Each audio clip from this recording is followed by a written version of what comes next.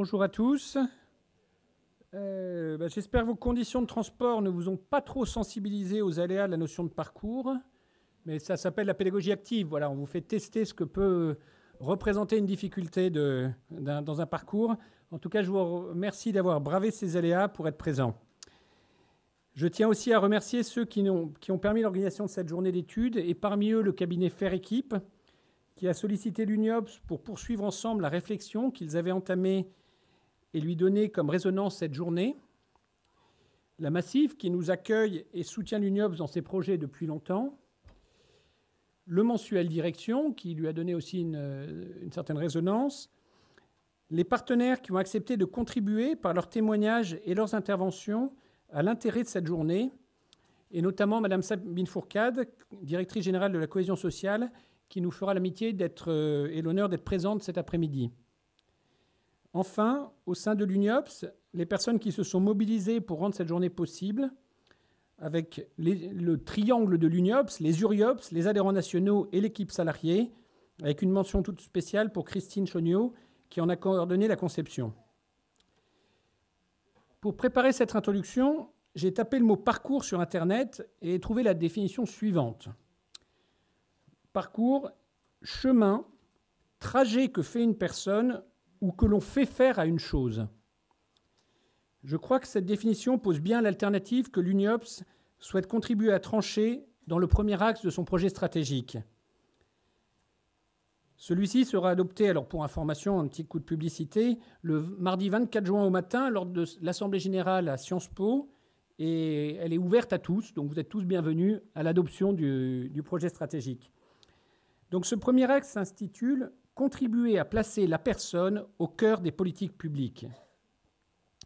Dans la notion de parcours, nous avons en effet le choix, comme l'indique la définition, entre permettre à une personne de poursuivre un trajet qui lui est propre ou la déplacer selon des choix qui auraient été décidés par un expéditeur qui serait seul habilité à déterminer le bien fondé de sa destination. Comme diraient les transporteurs, la notion de parcours relève donc du choix entre fret ou transport de voyageurs. Cela peut sans doute paraître une évidence, mais l'UNIOPS privilégie la deuxième option. Pour que cette option puisse pleinement être mise en œuvre, nous pensons qu'au moins 3 paramètres sont indispensables pour que chaque parcours se passe bien. Le premier est l'accès à l'information, le deuxième, la liberté de choix, et le troisième, la continuité.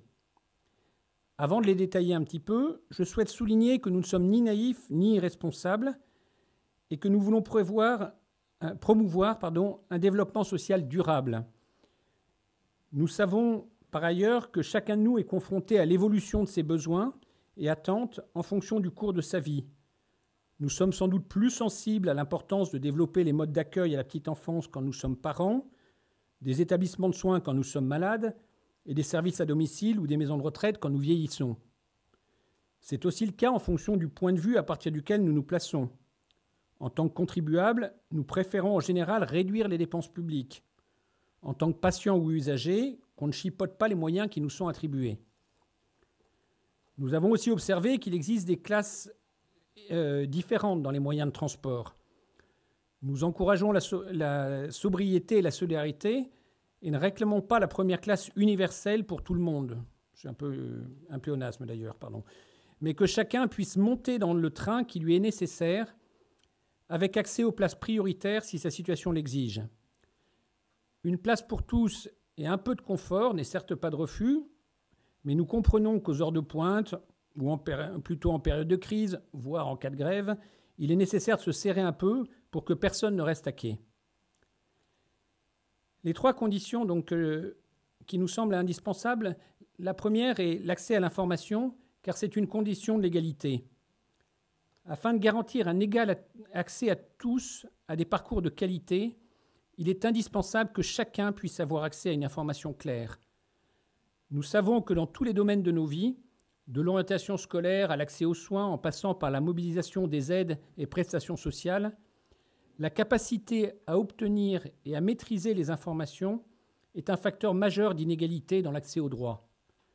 Il est indispensable que les politiques publiques soient facilement compréhensibles par les personnes auxquelles elles sont destinées et que cette compréhension ne soit pas réservée à des experts dont elle renforcerait le pouvoir. Le deuxième critère est la possibilité de choisir, qui est la garantie de la liberté. Pour que la personne soit acteur de sa vie, elle doit pouvoir choisir le parcours qui lui convient, au risque parfois de se tromper.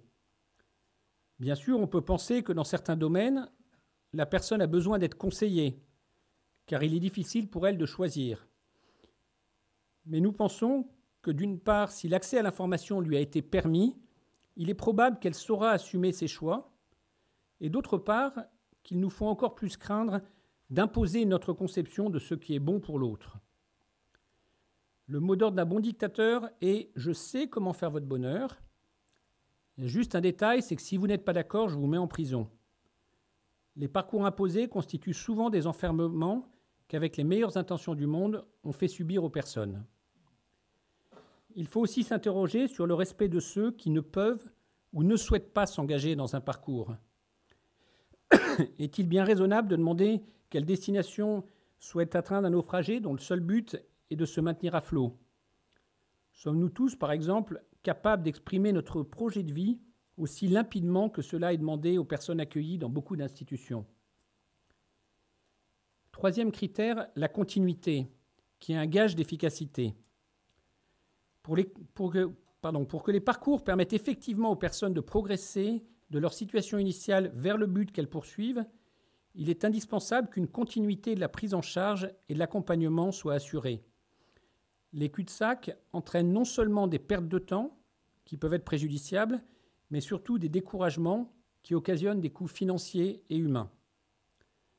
Plus que dans la réduction des dépenses des services, l'UNIOPS pense que de vraies économies peuvent être faites dans la mise en cohérence de ceux-ci et le travail en réseau de partenaires complémentaires. Nous pouvons pousser la métaphore du transport en parlant d'intermodalité des prises en charge sociales, médico-sociales et sanitaires. Leurs moyens doivent être calibrés selon les besoins, intégrer des aspects collectifs, utiliser des moyens techniques performants, mais aussi prévoir des solutions individuelles adaptées à chaque personne et à sa situation au cours de son parcours. La marche à pied ou le Vélib sont sans doute des moyens adaptés en début ou en fin de trajet. Il est douteux qu'ils le soient pour traverser l'Île-de-France ou se rendre en province.